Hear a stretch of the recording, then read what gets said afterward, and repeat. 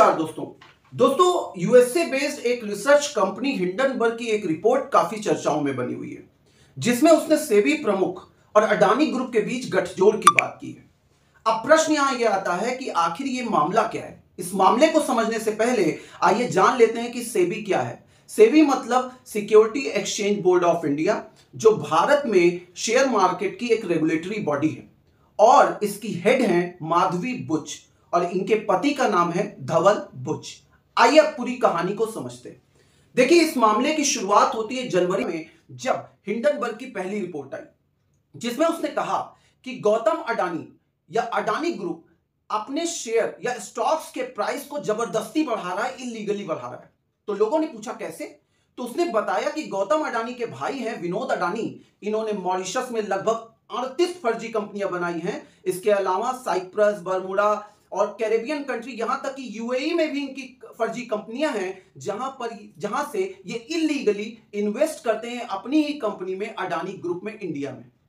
तो लोगों को लगता है कि विदेश से अडानी ग्रुप में पैसा आ रहा है और इसी से लोगों के अंदर विश्वास जगता है और सामान्य लोग भी अडानी ग्रुप में पैसा लगाते हैं। और यही कारण है कि अडानी ग्रुप इतनी तेजी से ग्रोथ कर रहा है और ये दुनिया के तीसरे रिचेस्ट पर्सन बन चुके हैं। तो आपने देखा कि किस तरह इसने ये भांडाफोड़ किया।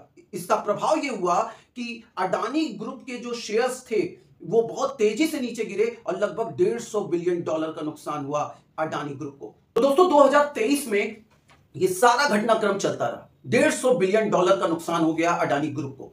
अब मामला पहुंच गया भारत के सुप्रीम कोर्ट, जहां पर जब इसका मामला चलने लगा तो सेबी प्रमुख पहुंचती हैं और उन्होंने सीधे तौर से इस बात से इनकार कर दिया कि देखिए, इस मामले में ऐसा कुछ नहीं है, हिंडनबर्ग की रिपोर्ट गलत है। तो सुप्रीम कोर्ट ने भी इस मामले को खत्म कर दिया और इसी के साथ ये पूरा मामला शांत हो गया। अब बात आती है, जब हिंडनबर्ग ने ये देखा कि इस तरह ये पूरे मामले को शांत कर दिया गया है, तो उसने अपनी सेकेंड रिपोर्ट पब्लिश की है 10 अगस्त को। जी हां, जो इस समय वर्तमान में चर्चाओं में बनी हुई है।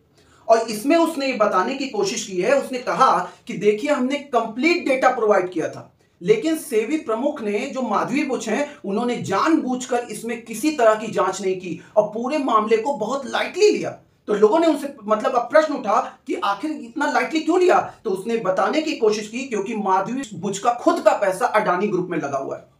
तो अडानी ग्रुप के नुकसान का मतलब है उनका खुद का नुकसान। तो इसी कारण से माधवी बुच इस तरह से पक्षपातपूर्ण बिहेवियर शो कर रही हैं। और उसने ये भी बताया कि सेबी प्रमुख बनने से पहले ही उन्होंने ये पैसे लगाए हुए थे और उसके बाद भी उनके पति के माध्यम से लगातार इन्वेस्टमेंट होता रहा और इस तरह इन्होंने गलत तरीके से अडानी ग्रुप को फायदा पहुंचाया।